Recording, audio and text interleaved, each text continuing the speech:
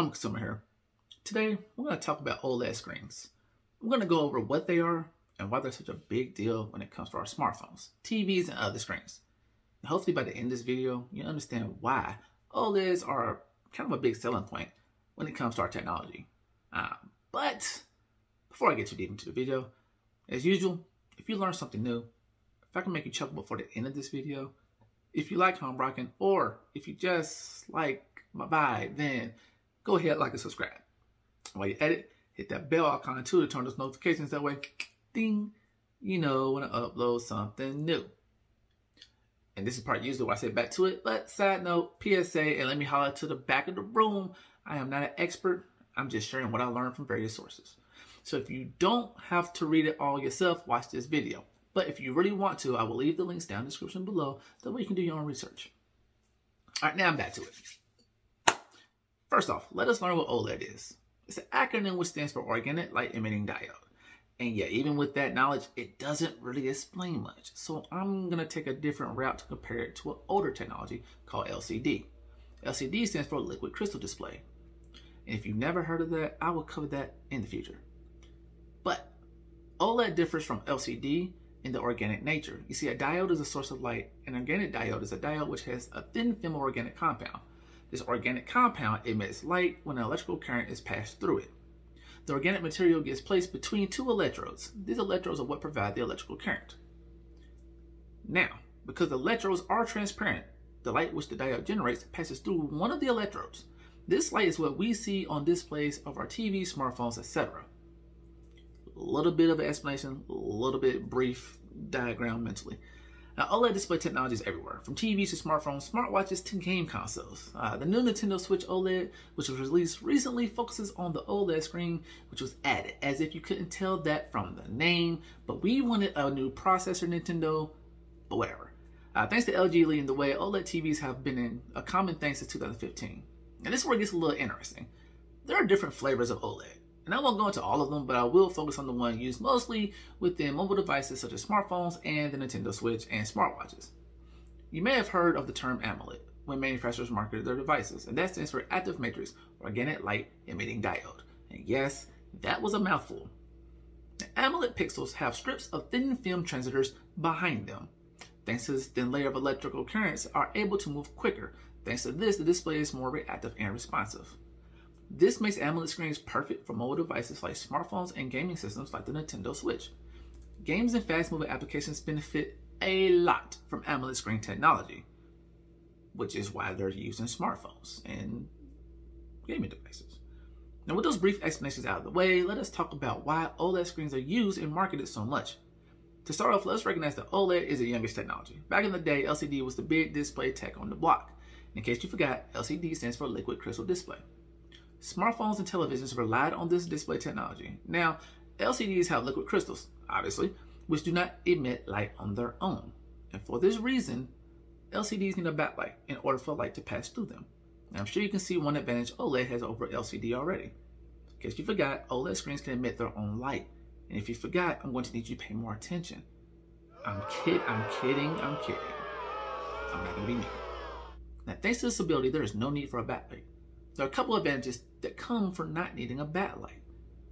First off, no backlight means having a slimmer display. A slimmer display helps manufacturers make their smartphones, televisions, laptops, and more even thinner. As we know, manufacturers are obsessed with making the thinnest devices. I'm just waiting for a razor blade with a screen on it. That's what's going to be soon. Another advantage of OLED screens is the ability to show perfect blacks. Thanks to the diodes being able to light up individually and turn off, if there's a black on the screen, it's really black. As in, there is no light shining through whatsoever. That is a black spot on the screen. LCD screens cannot turn off their backlights. This means that the blacks on LCDs aren't pure like OLED screens. In addition to perfect blacks, OLED displays provide infinite contrast and have better viewing angles compared to LCD and LED displays. Now, you may have heard that the new Samsung Fold 4 and Flip 4 were recently released.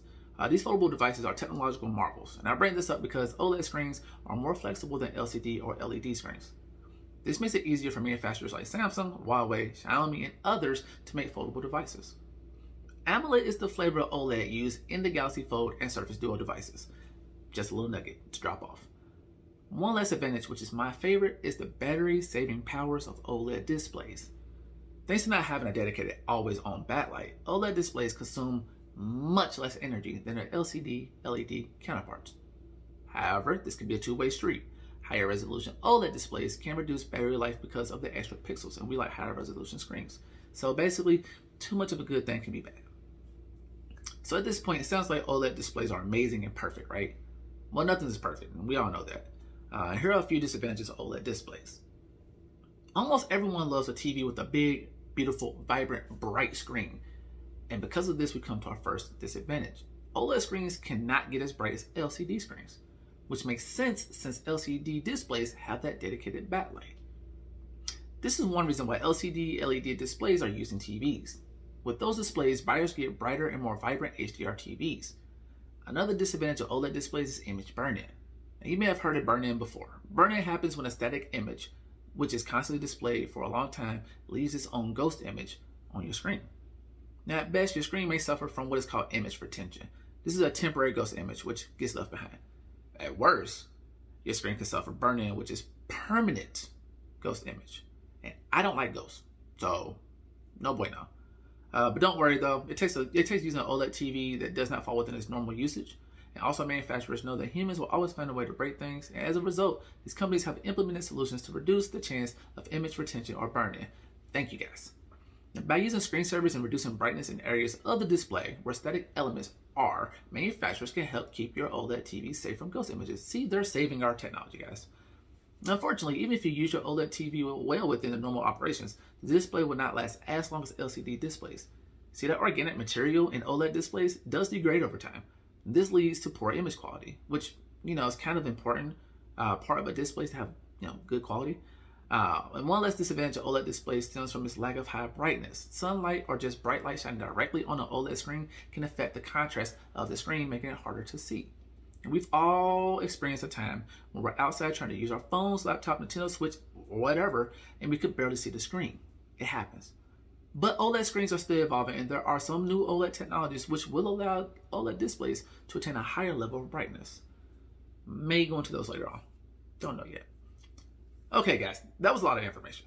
And there is still a lot more when it comes to OLED displays. As I said, I will leave a link down below to the sources I use for this video so you can check it out for yourself. But all in all, this was a fun video to make, and I hope you guys enjoyed it, and I hope I was able to teach you all something new. As I said, I'm not an expert, so if you have more curiosities related to this, again, check the link below. But that does bring us to the end of this video, and I'm going to repeat this again. If I made you chuckle before the end of this video, if you learned something new, and hopefully you did, if you like how I'm rocking, or if you just like my vibe, then go ahead, like, subscribe. While you're at it, hit that bell icon too to turn those notifications so ding, when I upload something new. And please leave comments down below. That way I can improve and make better content for you guys. Other than that, this has been Normal Consumer, and I'll catch you guys in the next one.